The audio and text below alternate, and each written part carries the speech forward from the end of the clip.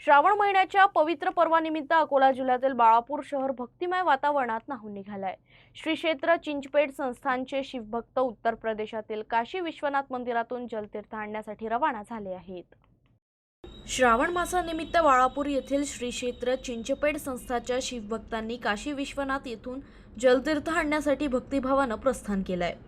पर्वताबाई त्र्यंबकराव श्री क्षेत्र सद्गुरुलिंग तपोवन श्री चिंचपेठ संस्थेच्या ऐतिहासिक 54व्या वर्षानिमित्त हा विशेष उपक्रम राबवण्यात येत आहे।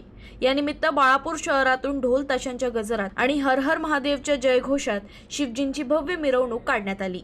ही पदयात्रा 6 ऑगस्ट रोजी उत्तर प्रदेशातील काशी विश्वनाथ इथून सुरू होणार असून 6 सप्टेंबर रोजी पदयात्रेचं बाळापूर शहरात आगमन होणार आहे।